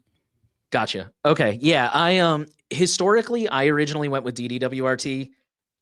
For years it was not an issue, and then recently it became an issue. I don't know what happened. Now I'm using a different one that Jordan actually recommended to me, and so far has been amazing. Thank you for that recommendation, Jordan. But yeah, if I whenever this router dies, assuming I can buy routers again, given our headline story, I'm probably going to go ahead and get the what is it, the one, I don't remember who makes it, but it's endorsed by the Free Software Foundation, and it is specifically designed to run OpenWRT. And I did try OpenWRT on my router, but because it is so open source, it couldn't get access to multiple Wi-Fi networks, which is something I really want. That's really important to me. So it was like, yeah, you get this one Wi-Fi network, and I'm like, no, that ain't gonna work. But I'm sure if I bought something like the one router, it would be specifically designed for that, and it would probably be able to do more. I'm hoping. I'll definitely look into it more when the time comes. But yeah, anyways, where I'm going with this is every apartment I've ever been to, they tell you like, oh, you can't use your router and our. Okay, some of them have not told me that, but almost all of them, they're like, no, you can't do that. It's worked just fine for me, no problem. Personally, your mileage may vary, but for me, I've never had an issue. There's only been like one or two that are just like, yeah, whatever, use your router, we don't care. Um, I know my current router, and I think a lot of ISP provided routers have this. They have a bridge mode where it basically shuts that router off and turns it into just a pass through. Because a lot of the time it will be, especially if it's fiber. Right now, it'll be what's the word I'm looking for? The fiber connection will have to go into the ISP router, and then from there it goes into your router, or there'll be like a coax cable. So it's not like an Ethernet that you can just plug straight into the wall usually, and that's why you'll need their router. But a lot of them you can put it in bridge mode, and then it shuts their router off. Mine is not in bridge mode, and it still works just fine. So yeah, I mean, there's a lot of ways to go about it, but I really do think I would highly encourage. And some of them can be expensive. Like I think my router when I bought it was like almost $500, and I think that was used. So it's a nice router. I love that router. I'm glad it's lasted me this long. It's a good investment.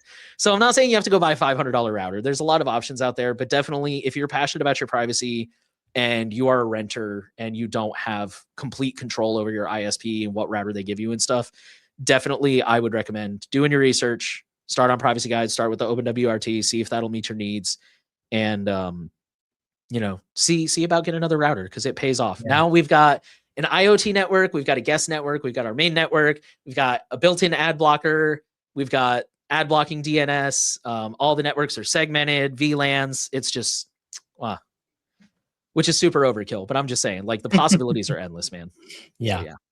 Absolutely get your own router. I mean, that's the point of having a router. It's to segment your network from your ISP. Even if your apartment complex is your ISP in this case, you want to keep your stuff separate from that. And you can always do more advanced stuff with your own router. Like if you don't trust your apartment, you can run a VPN on that to protect all of your devices and stuff like that.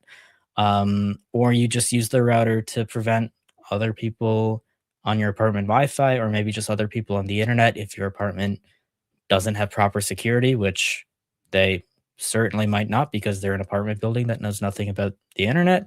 You want to have like a firewall in between to keep your devices safe. So, yeah, there's almost no reason you can not use a router because generally they can't really tell what device you connect to it. So even if they tell you you can't use a router, I would definitely just use one anyways. Yeah, like I said, most of them tell me you can't, and then I'm like, let me try it. Plug it in, works great. Yeah. One last thing I wanted to add real quick actually is when we're listing benefits, a lot of the time the benefits are not always privacy related. It makes setup in your new place super easy because you move to a new apartment, you plug your router in, and look at that, all your devices are ready to go. You don't have to type in a new network, you don't have to set up a new network, just plug it in and go. So yeah, Yeah, highly absolutely. recommend. Um, all right, so I think that's all we had for the forums for now. And now we're going to take some viewer questions. So we're going to start with questions on the forum, specifically from our paying members, but I don't believe we had any paying members right now. But if you would like to become a paying member and get priority, you can go to privacyguides.org, click the little red heart icon in the top right corner. So we'll jump into the forum first and then hop over to our live chat. And we only had a couple of questions in the forum. The first one asked us to talk about this article from Wired, which I'm not going to talk about too much because honestly, I don't think there's much to talk about. Um, but I think it is a good thing to have on your radar because it may become more to talk about in the future. The headline says using a VPN may subject you to NSA spying. I did see this article. The issue is the keyword there is may, and that's kind of why we didn't include this as one of our main stories. Is basically, excuse me, lawmakers are well, I'll just read the first part. Lawmakers are pressing the nation's top intelligence official to publicly disclose whether Americans who use commercial VPN services risk being treated as foreigners under U.S. surveillance law. A classification that would strip them of constitutional protections against warrantless government spying. So I know I mentioned this before in the past, but really quick recap for those who don't know: the way that surveillance laws on paper are currently structured is the government is not supposed to spy on its own citizens, but any signals that move in or out of the country are subject to surveillance because now you're including somebody who's potentially not a citizen, potentially. Um, and there's a whole lot of reasons for this. Edward Snowden has a classic interview with John Oliver, or I guess John Oliver has a classic interview with Edward Snowden, where Snowden explains how, like, a lot of the time the communications will route through the fastest network, which may temporarily take them out of the country, or companies may move the server to another location digitally to do physical maintenance on the server, whatever. Point being, it's really not a good way of doing things. And this article points out why, because they point out that since VPNs are so ubiquitous, even if a VPN server is located here in the US, like say you've got your VPN set to New York or LA or Dallas or whatever, there's a really good possibility, especially in those examples I gave, that there may be users from other countries using that server. And so they're basically saying, I don't know if somebody tipped them off to this. I didn't have a chance to fully read this article all the way, but they're basically saying, like, because these VPN servers could potentially include foreigners, does the NSA treat them as foreign traffic? Which would mean that even if you're, I'm a US citizen, if I connect to a server in Dallas, I'm still in the country, but are you going to assume that I'm not? So, yeah, we didn't cover that story because it's very speculative, but I do agree it's definitely a good thing to have on your radar. Yeah. I don't know what the impact of this would be. I think the opposite is also true here, which people are concerned about. Whereas, like you're talking about connecting to a server in Dallas, and that could be a concern, but also like if an American connects to a server in some other country, like France, will their data be collected by the NSA because they don't know that it's an American and they're spying on people out of the country? I think that that's also a concern. I didn't think about Um, that. That's a good point Perhaps too. even more of a concern than connecting to an American server.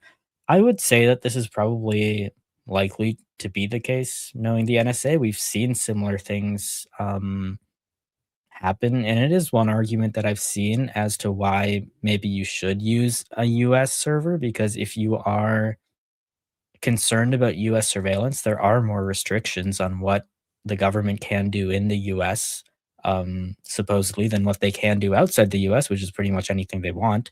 Um, but I mean, even in the US, a lot of the way that this government intelligence works is like the US can get other countries to do this intelligence for them and spy on American citizens, just like they can get big tech companies to spy on American citizens. This is a huge problem that we've talked about for many weeks now, especially with like Flock, for example, where um, the government doesn't have to do anything because they just pay someone else to do it. It's also an issue with data brokers. We've talked about that as well, where like the government doesn't have to collect all of your location data, but they can buy all of your location data, and that for some reason is perfectly legal.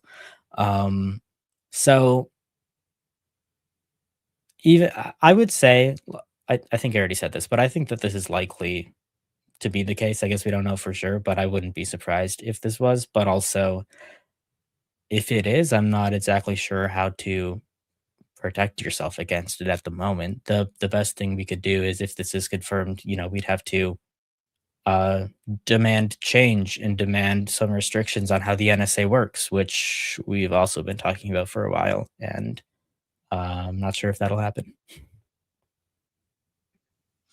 Yeah. Before we move on to the next question, this is kind of a follow up here from one of our viewers. We advertise VPNs as a tool against surveillance capitalism, not government surveillance. So, would this change how we recommend VPNs? Yeah, I guess that's kind of my main point. It doesn't seem like for the purposes that most people use a VPN for, like this is going to make a big difference. It's obviously a concern. I don't think that the NSA should be allowed to spy on American citizens, just like the CIA shouldn't be able to. None of these agencies really have authority to do that, and they probably are anyways through loopholes like this. But there's a lot of ways that they can get around this, and it's not really the intent of a VPN in the first place. They're much more useful for like sharing an IP address with other people so that your data can't be like uniquely identified in logs or by data brokers and stuff like that. So yeah, it's not something that I think is going to protect from government surveillance in the first place. I think it's clear that um, using an anonymity network like Tor makes a lot more sense if this is your threat model, but also like if you are extremely concerned about being targeted by the government rather than swept up in their mass surveillance, like even something like Tor may not be the best choice for you, and you really need very specific help. Like whatever Edward Snowden is doing, he has like experts working on like the best plan for him. You can't just do that on your own. But yeah, for this mass surveillance stuff, I think commercial VPNs are still all right, usually better than your ISP. At least you have a choice between VPN providers. Um, but they're certainly not perfect. And yeah, none of this would surprise me if it's true.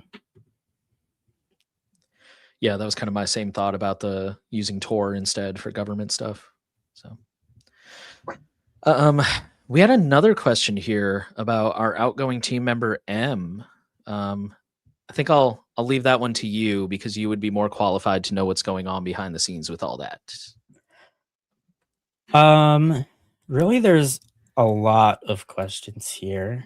This person, so M, recently posted on our forum about how she's leaving privacy guides. She's also posted some stuff on Mastodon earlier this month, so this isn't like brand new information. But I don't think we've talked about it on the forum or their show before. Um, so I guess I'll go through these questions one by one. I guess I'll start with the end first because there's a couple questions here that I probably can't get into. So they asked what was the decision behind choosing which staff to let go. Are there plans for hiring M again once the financials allow for it, as long as she's also available for hire? Do we plan on hiring someone else? Did you guys know we would have to let someone go for some time, or did it come as a shock?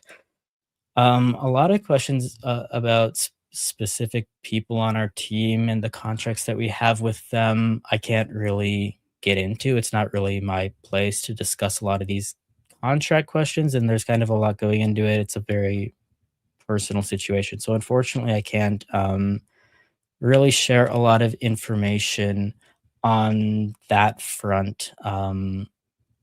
because yeah, that's not my place. That's kind of a a personal thing. Yeah, I just can't talk about any employer stuff, about specific employees, right? That's that's more of a one-on-one thing that we have with them. So yeah, I won't get into really any of that, unfortunately for you, but I can talk about some of your other questions. So, are there any goals or plans we have for ensuring good financials to maintain our current employees? Um, yeah, we right now we have a pretty solid financials, and there's definitely some plans to improve fundraising and make more revenue this year. I'm not concerned at all about our ability to keep our team hired. And so that is not a concern for me at all. I think a big part of that will be to focus more on videos. We've seen a lot of good growth on the video YouTube side of things, and also making more stuff for members. You also asked, do we plan to make more merchandise? Is that is something that we'd certainly like to do this year. That's not the whole shop and merchandise thing isn't a big like source of money for us or anything. We're really doing that more as like a marketing expenditure. It's good to get designs out there so people are wearing them, starting conversations about privacy, all of that stuff. So yeah, I hope to have more designs. We would definitely want to sell shirts and other, other stuff to get privacy guides out there, and I'd be happy to see more people wearing that stuff and talking about it and going to conferences or whatever and talking about privacy. But that's not a huge like revenue generator for us, I will say. So that is definitely not our main plan to make money. Um, they asked about YouTube. More views mean more revenue. Yes, they certainly do. The nice thing is that we've seen a ton of growth on our YouTube channel so far. Um, in the last 28 days, we've got 50,000 views, which is 33,000 more than our usual average for a month. So things are definitely on an upswing, and we hope to continue that going forward. Um, Have we reached out for grants? Yes, we have some grant opportunities that we've explored. That's definitely a big thing that we'd want to do. We'd love to get grants for specific projects in the future. Yes, our sponsorships on the table. That's all of the sponsorship stuff and affiliate links. That's not something that we plan to do on our main content, like the website or the forum. It's not totally ruled out for like the videos that we make, especially because it's so common on YouTube. That's still an idea that we're exploring. We likely could at some point do sponsorships from like companies completely unrelated to privacy if the opportunity makes sense. I won't say that we'd ever do a sponsorship with this company, but just because they're so common on YouTube, I would just say like Raid Shadow Legends could be a good example of something we might do just because they're completely unrelated to privacy, and I don't know if they still do, but at some point they were sponsoring like every single YouTube video I watched. So I won't say that specifically, but that's kind of an example of something we could potentially consider. Another thing we could consider on the video side of things is like if a company we do recommend wanted to sponsor um, like a tutorial about their product or something like that. Like it could be any company we recommend, like Proton, for if they wanted us to do a walkthrough on Proton Mail. It's something I can't say whether we would do that or not. We'll have to explore it if the opportunity arises, but it's not something we would totally rule out, um, at this time. So on the video side of things, we may do that in the future, in some cases, but yeah, we'll have to think about that a lot more. And that's not something totally that we have any immediate plans for or anything like that. But potentially on the table. Do we intend to make more members only content to incentivize membership? Yeah, absolutely. We do want to do more members only stuff, especially in the video side of things. Um, there's a balance that we want to draw though, because a lot of our members only. A lot of the content that we publish in general, we feel that it's important to get out there for everyone. So it's very tricky to do members only content in the first place.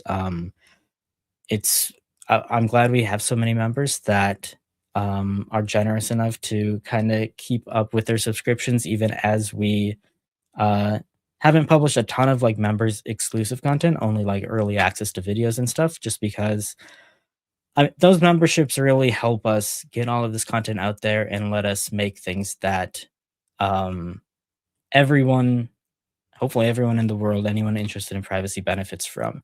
Um, so, yeah, I don't know where that line will be, but we have some ideas, and that is something that we want to explore further in 2026. Um, I think that's kind of all the questions. I will say, uh, a lot of the stuff that M has been working on recently, uh, we definitely plan to continue. So like all of the activism stuff, we want to keep up with that section, expanding it's going to be very challenging. Of course, it always is losing any team member um, for us, but we'll make do, and we certainly don't want to give up on any of those projects because we have received a lot of positive responses to things like that, and we're hoping to expand it. So if you guys do like that stuff, definitely let us know. But all of that is we still plan on sharing that with people, trying to expand it as much as we can and keep it up to date, and really promoting it to people and organizations who can use those resources because they're really fantastic resources. Um, yeah, I think that's all I would have to say on that topic. I know there's a lot of questions, and I just said a lot of stuff, but hopefully that answers most of your questions. And if you have any other questions for us, let me know. I did want to add a couple things to the questions about YouTube specifically, since that's kind of what I do. Yeah. They asked about upping the production quality. I'm not I'm not under the delusion that we have the best production quality. Like, I know in a perfect world I would have a studio with multiple cameras and everything, but um and I mean this genuinely. Like, I'm not offended by this question. Like, what do you mean? And feel free to like offer suggestions. I can't promise we'll do them because again, we are limited by financial constraints, space constraints, equipment constraints, editing constraints. But I mean, if you have any very specific, like, oh, other channels do, because honestly, that's how, at least me, that's how I learn a lot of my tricks is, watching other channels. And I'm like, oh, I really like the way they do their titles, or I really like the way they do their transitions or whatever. Um, so yeah, if you have any specific ideas, I'm personally all ears. Again, can't promise we'll do it. Maybe it's just, um, but yeah. And then you said current videos get around 1 to 10K per views. And yeah, I mean, they're gonna fluctuate a lot, especially because we do so many different kinds of videos. Like, we do some interview videos, we do some tutorial videos, we're gonna do some tutorial videos. We do some videos that are more entry level, like here's encrypted messaging. And our next video is going to be a little bit not more advanced, but it's not gonna be quite so entry level. So I mean, it's kind of a wide range of topics. So the views are going to fluctuate. But I mean, what I was taught learning YouTube is that anytime you get more views than you have subscribers, that technically counts as going viral. So considering we don't quite have 10,000 views yet, getting 10,000 subscribers, getting 10,000 views, 20,000, 30,000, which I know is, those are the exception. But we have some videos that really racked up quite a few views. And our hope is that eventually, of course, someday we want to get, 250,000 subscribers, and we want our videos to get 1 million views each. Like, we definitely want to get there. But yeah, it's like Jordan said here. Like, I think we punch above our weight for sure. So just to kind of put it in context, like, we're still very much growing, I think. Oh, and I had another thought that got away from me. But oh yeah, just the other thing to remember is that we are a very small team. I think with M leaving, I don't know if I can say how many staff members there are, but there's not many, and we all wear a lot of hats. So like a lot of these bigger YouTube channels, like Veritasium and Fern and stuff like that, they typically have like at least one person whose sole job is to write and research and write the script, and one person whose sole job is to film the script, and one person whose sole job is to edit the script, and one person whose sole job is social media management. But here we've got I cut most of the clips for the shorts, which again I haven't been doing lately. I'm sorry, but I cut most of the vertical clips and stuff. And I think Jordan and Jonah mostly handle the social media, and Jordan does most of the editing because they're just so much better at it than me. But I try to at least do the basic cuts and stuff. So just kind of keep that in mind. I guess just that we are. I'm not trying to make excuses. I'm just saying that, when I said like, feel free to offer suggestions, sometimes we just may not have the manpower to do something a certain way, but we definitely want to get there for sure. I mean, we talk every week about growth and what our strategies are and what we can do next to get the message of privacy out to more people. So yeah, some of those YouTube channels you meant, I think they're definitely misleading, not in like a malicious way, but just like I don't think a lot of people understand there's huge teams behind them. I mean, the ones that you mentioned, Veritasium, Fern, like they've got more than one person working on all of those things. They got multiple editors. They're doing like multiple animators. People don't think about that because I think a lot of people just think about the person on the screen on a YouTube channel doing everything, and that is definitely not the case for those larger channels. But yeah, definitely open to suggestions on what we can do. I wouldn't rule anything out. So let me know what you like to see. I don't want to like I don't want to we're I'm not under any delusions that we're making like perfect videos, but I do think that our videos are pretty good, and I think that a lot of what we can do maybe better comes down to marketing those videos and somehow finding out like the best way to work within the algorithms and stuff to get it out to more people. And there's certainly improvements we could make there, whether it's with the script or whether it's just with titles and thumbnails. But I don't think the quality is that bad, personally. And uh, I think that we're set up pretty well to get a lot more views in the future, thankfully. And we're also almost at 10,000 subscribers. Probably could be as early as tomorrow or next week, based on how these numbers are going. So that's exciting stuff. yeah, I'm super excited for that. That's going to be a big milestone for me. Also, C's said that it's World of Warship sponsoring everybody now, so we need to look into that. We'll see. All right. I'm going to scroll back up to the top here. It's been a little bit of a quieter week. But let's see here. We talked about chips. Somebody asked about age verification. We talked about that. I know there were some questions. I just have to go find them. Oh, yeah. Jordan mentioned, not really a question, but here in the US, if emails are more than 180 days old, they don't require a warrant. So this is one of the reasons that we encourage encrypted email providers like Proton and Tuta and Mailbox. If you turn on Mailbox Guard and use that, is because if you've got Gmail or Yahoo or whoever, I forget what it's called, but it's basically this legal doctrine where the government treats your emails as abandoned property, which is completely insane because like I'm sure especially those of us who are older, you probably have like, I don't know, letters from, okay, using me as an example, I was in boot camp and my family sent me a lot of letters. I used to be in the military. And so if I had kept those letters, I'm sure my mom did. If I kept those letters and put them in a shoebox in the closet, now that I've been out for over a decade, I don't think anybody would be like, yeah, those are abandoned. Like, no, those are my memories sitting there. Like, it's completely insane. But if you use an encrypted provider, then the cops can't access it anyway. So it's a moot point.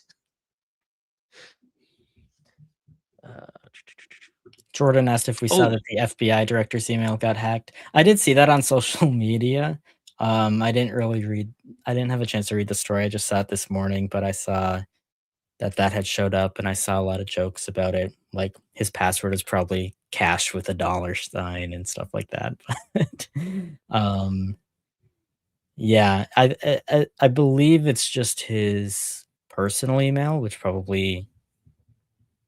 I mean, I don't think it's like a threat to the government, but it is probably a pretty embarrassing reason for him because I would imagine he uh I'd imagine he's using a major service like Google or Apple iCloud, that doesn't have security issues, so it was probably more of an OPSEC failure from the director of the FBI that caused this rather than any service issue.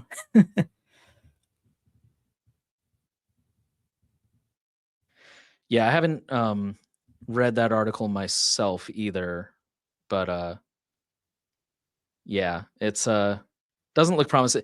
I haven't heard a lot of like what's in the emails anything yet, so I don't know if they're gonna parse through it, but So yeah, this, that came in like last minute today, I think. yeah, this article from The Guardian says it was a personal Gmail address, and the government has also said there's no government information, it's all just personal stuff. It sounds like a lot of random pictures of them, and, like, historical emails. In the case of Google, um, like, there's plenty of ways to protect your account if you're gonna be a Gmail user. You can have a strong password, you can have, um, the advanced protection program. To call this a hack is probably not the most accurate because I would imagine there were plenty of things the director of the FBI could do to secure his data. Um, it probably wasn't like getting into the mainframe of Google servers or anything like that. It was probably pretty mundane. So, but what can you expect from the current government?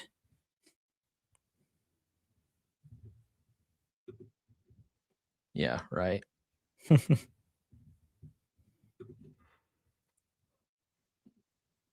Let's see here. Okay, I'm catching up to the front now. Um, yeah, I think that was all for questions. I thought there was another one. Oh, yes, here it is. Anonymous 1465 said that there should be a section on the website for router scenarios. I have no idea how to set one up or be private for it. The problem with detailed tutorials about like here's how to get started and here's how to do it is they get really outdated really fast. And so it would almost turn into like a full-time job just trying to keep these tutorials current and yeah. I mean, just trying to keep them current and keeping on top of like, oh, the UI changed and this option's over here and they added this new option. And so, yeah, we do want to do some tutorials in the future. I think I mentioned that earlier, but it's definitely a bit of a challenge to figure out. It's a challenge to keep them as evergreen as possible. Yeah. It's So a it'd good be idea. nice, but I wouldn't yeah. rule it out. Um, but yeah, we've been talking about doing something like that for a while. Um, which I mean, just among the volunteers, actually, one of them really wants to do that eventually, but hasn't been able to yet. But hopefully, we can do something like that.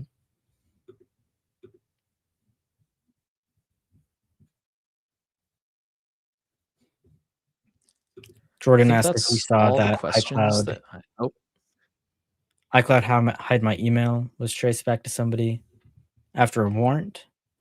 I would imagine that's probably the case for any of these aliasing services because that is how email works. They can typically tie it to your mailbox. Um,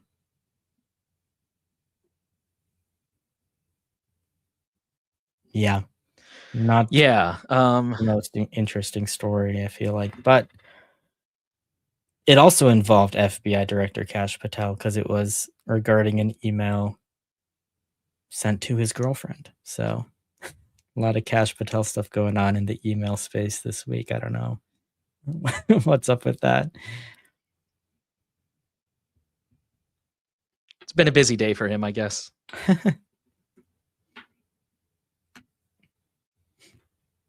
I mean, at the end of the day, like the aliasing services and email in general, that's not going to apply to serious threats, right?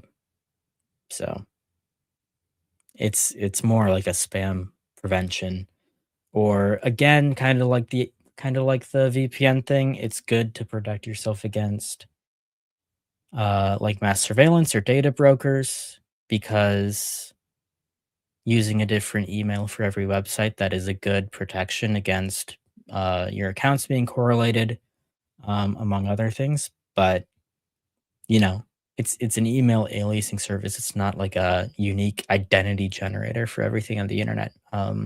And they certainly can be linked together. That's not really what these email alias services are for.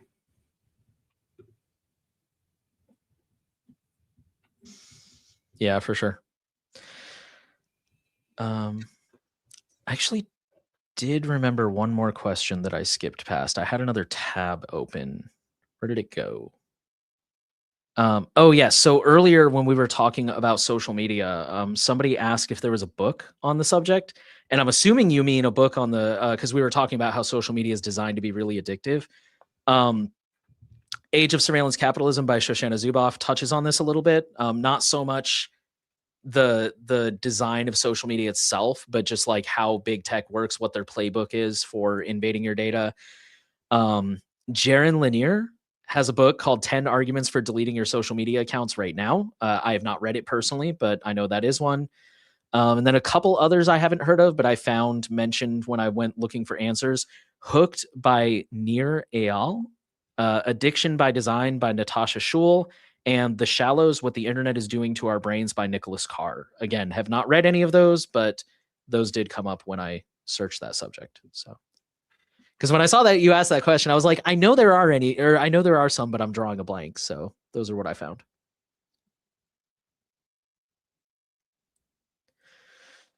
Alrighty.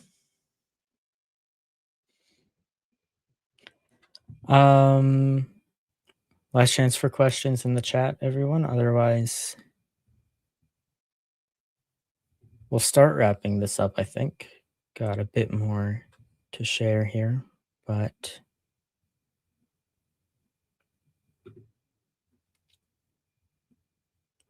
yeah. I think we can close off questions here then, probably. Thanks for tuning in, everyone. All of the updates from This Week in Privacy, we share them on our blog every week. So you can sign up for the newsletter, or you can subscribe with your favorite RSS reader if you want to stay tuned on all of this and get all of the sources. For people who prefer audio, we have a podcast version available on all podcast platforms and RSS. We also sync the recording of this video to PeerTube. Privacy Guides is an impartial nonprofit organization that's focused on building a strong privacy advocacy community and delivering the best digital privacy and consumer technology rights advice on the internet. If you want to support our mission, you can make a donation on our website at privacyguides.org/donate. You can make a donation by going to any page on our website and clicking the red heart icon located in the top right corner of the page. You can contribute using standard currency via debit or credit card, or you can opt to donate anonymously using Monero or with your favorite cryptocurrency. Becoming a paid monthly member will unlock exclusive perks like early access to video content and priority during the This Week in Privacy live stream Q&A. You'll also get a cool badge on your profile on the Privacy Guides forum and the warm, fuzzy feeling of supporting independent media. Thank you all for watching. We will see you next week.